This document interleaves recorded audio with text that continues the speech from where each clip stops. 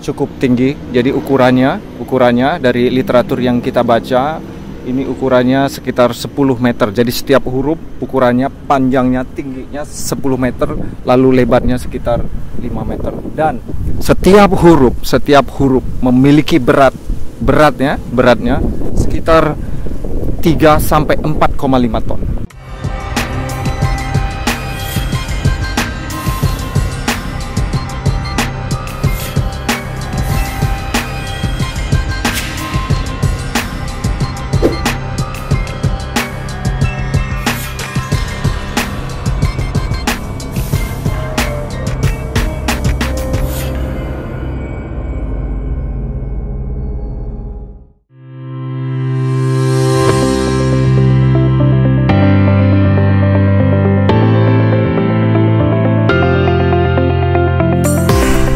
Hai guys, welcome back to my channel Batam Dulu dan Kini.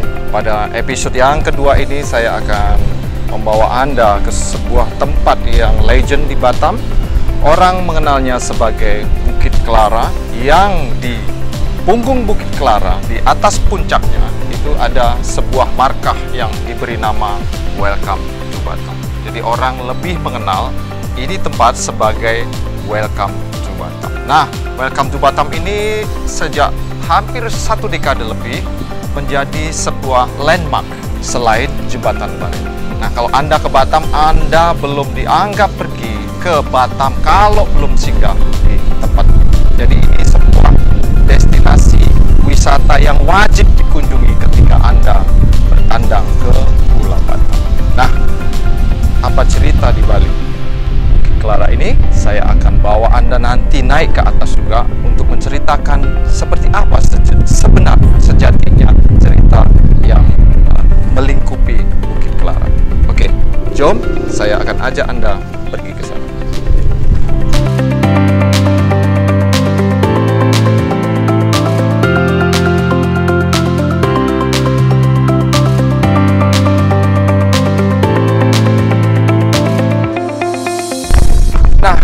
Sejatinya Bukit Clara ini namanya dulu bukan Bukit Clara. Dulu disebut orang dengan sebutan Bukit Tuo Suoka. Nah, siapa yang menamai ini adalah warga kita Tionghoa. Karena apa? Di masa lalu tempat ini termasuk tempat yang bersejarah. Karena apa? Tempat ini dulu adalah ladang getah. Siapa saja yang menghuni kemudian menanam getah itu adalah warga kita Tionghoa. Nah, mereka dari Tiongkok ada yang datang langsung, tapi ada sebagian besar dari mereka mencari uang dulu di Singapura, mencari modal, baru kemudian pergi ke Batam untuk apa? Untuk menanam getah. Karena di masa lalu getah adalah salah satu produksi, salah satu komoditi yang paling banyak dicari di serantau Asia ini. Karena itu beramai-ramai orang Tionghoa itu datang ke Batam. Salah satu tujuan besarnya adalah untuk menanam getah. Nah, seperti yang saya sampaikan tadi, di masa lalu itu ada sekitar 40 keluarga menempati wilayah ini. Jadi ini dulu bagian dari, bukan Batam Center namanya, tapi bagian dari Sungai Panas. Jadi ini kawasan adalah kawasan Sungai Panas yang banyak dihuni orang Tionghoa. Lalu kerja mereka apa? Menanam getah. Sebelum getah mereka menanam dulu lebih dulu menanam gambir. Jadi ini adalah tempat bersejarah. Jadi nanti akan saya ceritakan, saya akan ulik satu persatu dan kemudian saya akan bawa Anda naik ke atas. Jom.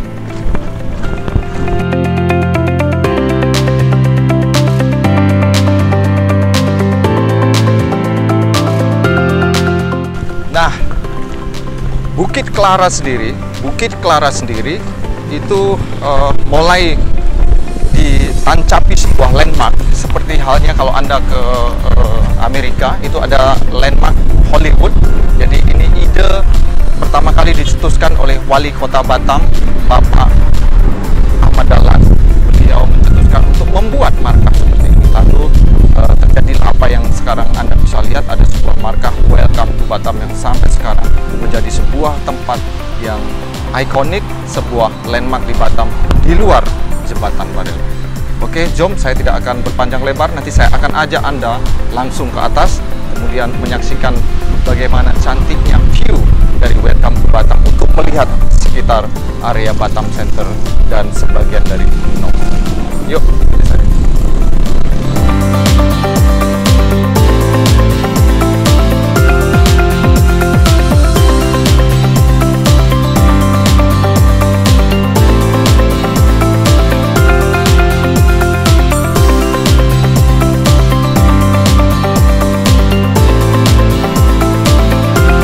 Oke guys, saya sekarang sudah ada di kaki Bukit Clara. Kalau Anda mau naik ke atas sebenarnya bisa untuk ke posisi paling atas. Tapi ya ini simple saja. Jalannya bisa melewati sebuah proyek yang ada kafe di sekitaran jalan di depan kita ini, jalan besar Batam Center. Nah dari situ Anda boleh masuk melewati sebuah pelang di sini. Memang ditutup, tidak boleh masuk ke atas. Mobil hanya sampai di situ. Tapi it's okay. Kita akan jalan kaki dan akan menuntun Anda untuk menuju ke Bukit Clara. Di sekitaran Bukit Clara ini memang ada sudah ditancapi dengan properti seperti yang Anda saksikan di sini juga tengah dibangun. Jadi tapi demikian tidak masalah karena apa? Pemerintah Kota Batam sudah menetapkan bukit ini sebagai taman kota. Jadi dijamin, digaransi oleh Bapak HM Rudi selaku Ketua BP Batam dan Wali Kota Batam untuk mempertahankan Bukit Clara menjadi taman kota. Jadi selamanya kita harapkan pemerintah kota dan BP Batam tidak akan pernah menghancurkan atau memotong Bukit Clara karena ini adalah salah satu situs sebagai salah satu landmark penanda bahwa Bukit Clara adalah bukan bangunan. Bukit Clara adalah sebuah tempat yang prestisius dan kerap didatangi sebagai destinasi pariwisata Kota Batam.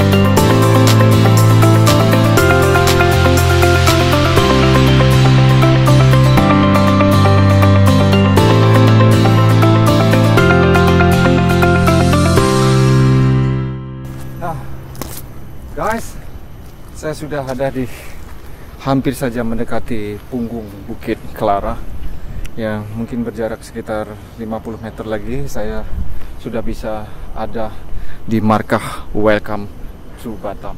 Jadi cukup nos-nosan juga karena faktor usia dari bawah ini dan perlu Anda ketahui ternyata dari markah Welcome to Batam ini ada di ketinggian 52 meter di atas permukaan laut. Jadi ini cukup tinggi, jadi nanti kalau di atas Anda bisa melihat pemandangan Batam Center seperti apa. Nah, jom saya akan ajak naik sampai ke benar-benar di markah Welcome to Batam.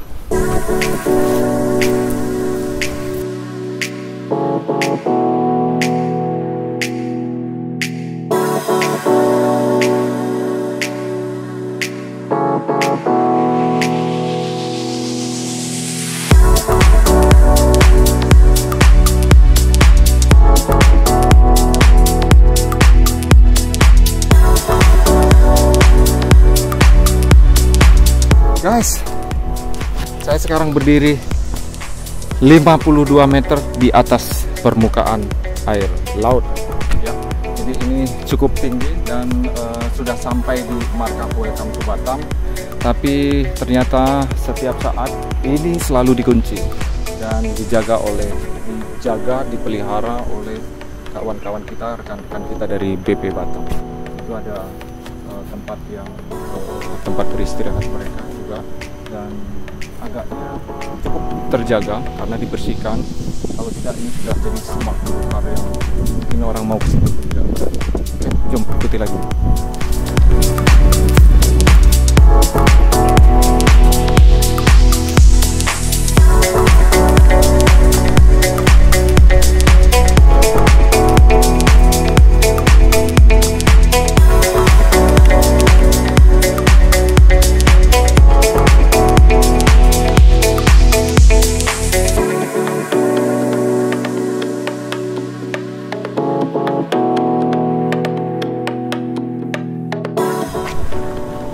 Guys, sekarang saya benar-benar persis di depan markah Welcome to Batam, dan kalau Anda melihat ini cukup tinggi. Jadi ukurannya dari literatur yang kita baca ini ukurannya sekitar 10 meter. Jadi setiap huruf ukurannya, panjangnya, tingginya 10 meter, lalu lebarnya sekitar 5 meter. Dan setiap huruf memiliki beratnya sekitar 3 sampai 4,5 ton. Jadi satu huruf itu sudah di atas 3 ton.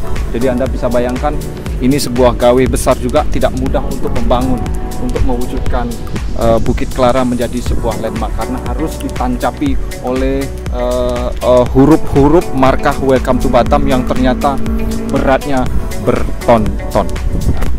Nanti saya akan ceritakan tentang Bukit Clara lebih jauh, tapi kita akan melihat dulu sekeliling dari sini. Anda akan bisa menyaksikan betapa cantiknya Batam kalau kita lihat dari bukit yang paling tinggi di Batam Center.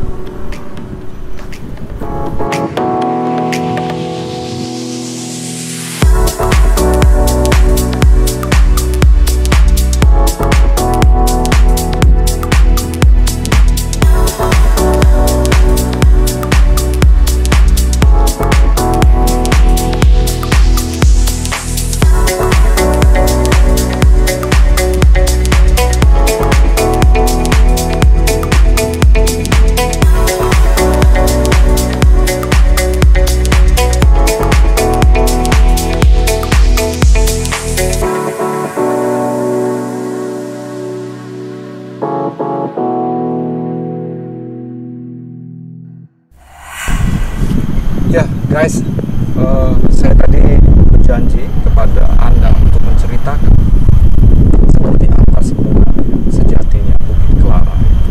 Jadi saya dulu di tahun 2006 pernah menerbitkan buku dengan tajuk Tionghoa Batam Dulu dan Kini. Jadi judulnya Tionghoa Batam Dulu dan Kini, yang saya tulis dengan beberapa penulis dan diterbitkan oleh Batam Link Publisher, perusahaan saya yang konsen di penerbitan. Nah, di dalam buku ini saya mendedah tentang bagaimana warga Tionghoa bisa bermastautin, bisa beranak pinak di Batam dan sekitaran pulau-pulau. Nah, di buku ini juga dijelaskan tentang bagaimana tentang area Batam Center ini. Nah, perlu saya sampaikan dulu, area Batam Center ini namanya bukan Batam Center, tetapi masuk dalam kawasan Sungai Panas. Jadi kalau orang Tionghoa itu di tahun 1930-an itu mereka ada sekitar 40 keluarga seperti yang saya ceritakan waktu di bawah tadi. Ada sekitar 40 keluarga, kepala keluarga yang menetap di sini. Lalu awalnya mereka menanam gambir, tapi kemudian gambir redup, lalu mereka langsung menanam pokok getah atau pokok karet. Setiap keluarga itu ada yang punya 10 sampai 40 hektar di sini. Jadi terpencar tidak hanya di kawasan Bukit Clara ini, tapi juga sampai ke sekarang jadi tempat politeknik sampai ke Sungai Panas. Jadi perlu diingat, tadi saya sampaikan bahwa ini dulu namanya bukan Batam Center, tapi Sungai Panas. Jadi areanya adalah area Sungai Panas. Nah, disebutkan juga di sini yang menarik terkait dengan Bukit Clara. Sebelum saya cerita Bukit Clara, area sini dulu Sungai Panas tepatnya ya pernah ada kelenteng yang tua, nama kelentengnya Chin Bu Bio. Lalu bersejarah juga karena apa? Ada sekolah Huaqiao, sekolah Tionghoa di Sungai Panas yang start sejak tahun 1951. Nah, sekolah Tionghoa ini menariknya apa? Guru-gurunya semua didatangkan dari Singapura dan setiap anak dulu membayar 1 sampai 2 dolar Singapura per semester ya. Sangat murah sekali di zamannya. Lalu 1957 sekolah itu tutup, lalu kemudian tidak ada lagi sekolah Huaqiao di Batam ini karena perlu saya sampaikan juga bahwa di Batam itu tidak hanya di Sungai Panas ada sekolah Huaqiao, tapi ada juga di Pulau Bulu, ada juga di beberapa kawasan lain seperti Duriantau. Jadi ini adalah beberapa sekolah untuk mengajari anak-anak Tionghoa di usia dini, sama kayak sekolah dasar begitulah. Ya. Lalu terkait dengan Bukit Clara, ini Bukit Clara tinggal sepotong inilah, sepotong ini. Dulu Bukit Clara itu memanjang, hampir sampai ke perbatasan laut.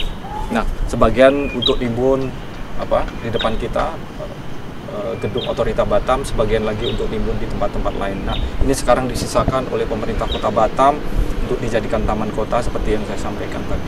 Nah, Bukit Clara ini nama awalnya tadi saya sudah mention, namanya adalah Bukit Tuo Soka. Jadi bukan Bukit Clara, tapi seringkali lidah kita yang tersilap lidah. Jadi sampai sekarang orang mengenal tempat ini dengan sebutan Bukit Clara.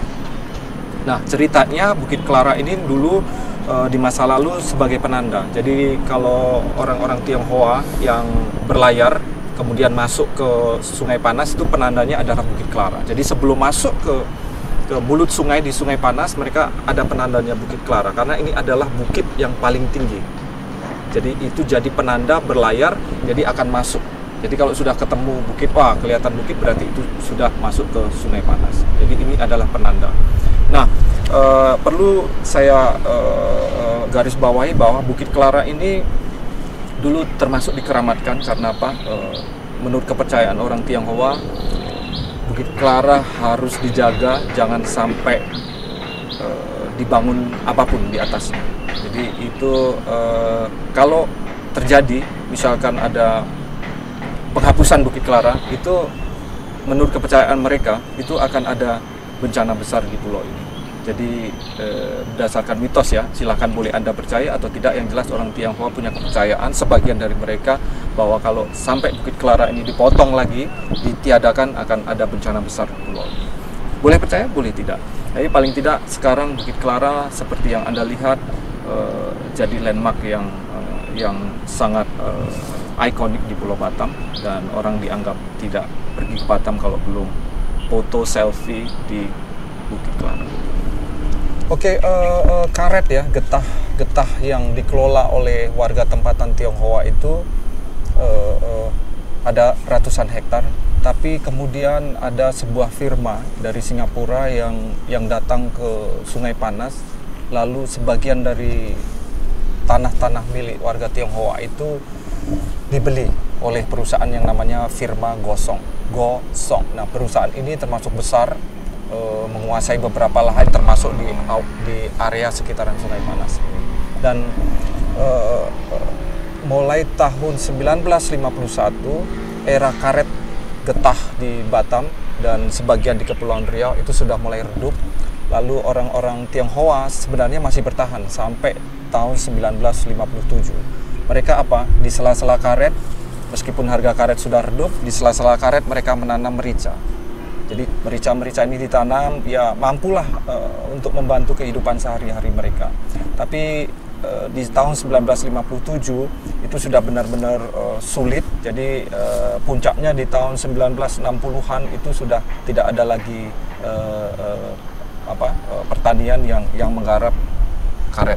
Itu sudah tidak ada lagi. Jadi kemudian ini adalah era di mana banyak warga Tionghoa yang ada di sekitaran Sungai Panas dan area Batam itu yang kemudian eksodus kembali ke Singapura. Jadi tapi tidak sedikit juga yang kemudian bertahan di kebun-kebun mereka, dan pada tahun 1990 itu ada sekitar 40 kepala keluarga di Sungai Panas dipindahkan oleh otorita Batam. Karena apa? Karena tanah yang mereka kuasai kemudian sudah perlahan dijadikan untuk dialokasikan kepada investor, dan faktanya sekarang Batam Center sudah berkembang sedemikian pesat. Dan perlu diingat bahwa dulu di masa lalu ini pernah menjadi tempat bagi warga Tionghoa untuk menanam karet, awalnya gambir, karet, kemudian sampai kepada merica. Itulah cerita. Nah, perlu saya sampaikan juga, saya tambahin lagi bahwa dulu wilayah administrasi orang Tionghoa itu ada dua, satu Taulo, satu Kangcu. Jadi setiap sungai itu ada kepalanya. Mereka lah yang mengurus administrasi orang Tionghoa. Nah, di Sungai Panas itu termasuk dalam Kangcu. Kang itu sungai, Cu itu kepala. Jadi ada kepala sungainya yang khusus mengurusi administrasi warga Tionghoa. Nah, ibu kotanya di mana? Ibu kotanya di Luriangka. Nah, tambahan satu lagi yang perlu saya sampaikan terkait Bukit Klara. Pada masa pendudukan Jepang itu Jepang kan sempat singgah, ada puluhan ribu, terutama mereka markasnya ada di Sembulang. Nah, di Sembulang itu mereka kerap mengeksplor pulau-pulau atau kawasan yang di Batam, dan salah satunya adalah Sungai Panas. Nah, di atas bukit ini dulu ada tempat, orang Tionghoa pernah sampaikan ke kita, ada sebuah tempat yang bersih, dijaga rapi. Untuk apa?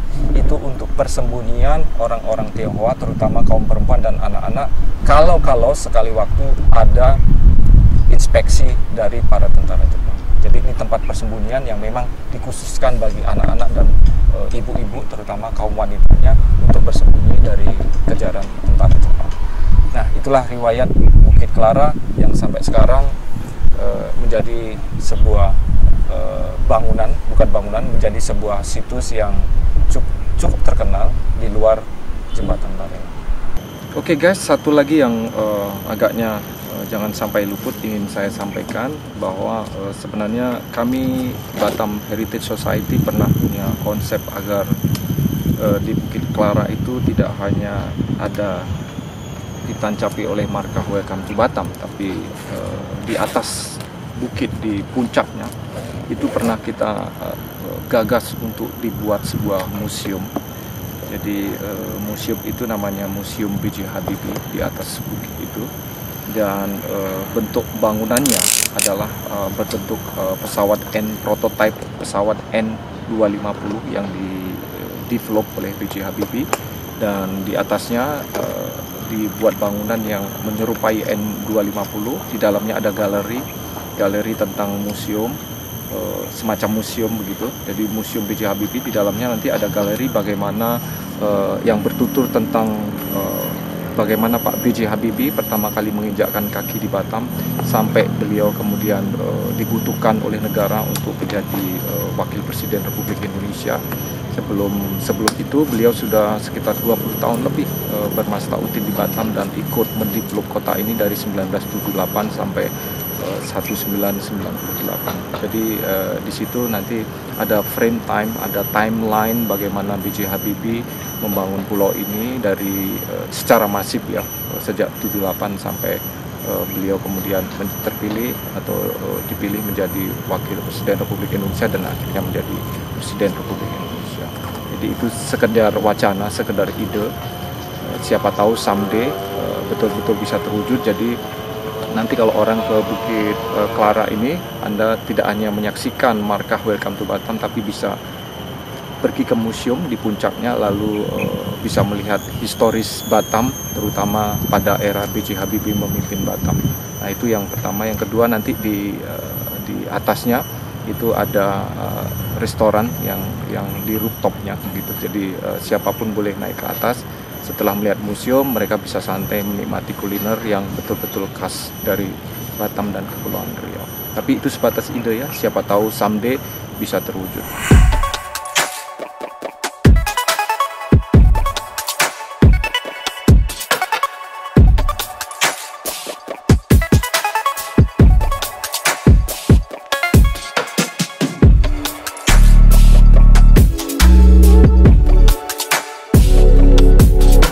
Hai guys, itu tadi adalah sekilas history di balik Bukit Clara yang sekarang jadi landmark Kota Batam. Tapi sebelum saya closing untuk episode yang ini, saya akan tunjukkan foto tempo dulu, tidak terlalu lama, tapi ini foto 15 tahun yang lalu ketika saya menulis buku Tionghoa dulu dan kini. Ini saya akan tunjukkan wajah Bukit Clara pada tahun 2006 ketika buku ini saya tulis bersama teman-teman, dan waktu itu masih belum ada markah Welcome to Batam.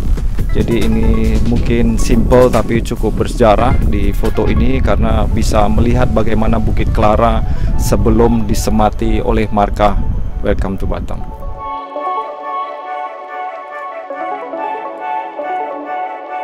Ya guys, demikian tadi episode saya yang kedua yang bertutur tentang markah Welcome to Batam yang ada di Bukit Clara atau Bukit Tuo Soka. Nah, bagi Anda yang belum pernah datang ke Batam, mari silahkan. Kalau datang ke Batam, kalau beranjang sana, mau traveling ke Batam, silahkan. Anda harus singgah di Bukit Clara. Kalau tak mampu naik ke atas seperti saya bersama dengan kameramen saya, Anda bisa di bawah saja. Di bawah sana Anda cukup berselfie ria, cukup foto-foto, dan Bukit Clara ini akan terlihat jelas markahnya Welcome to Batam.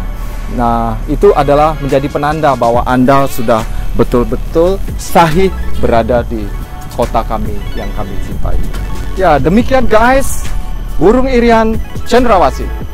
Sekian, terima kasih.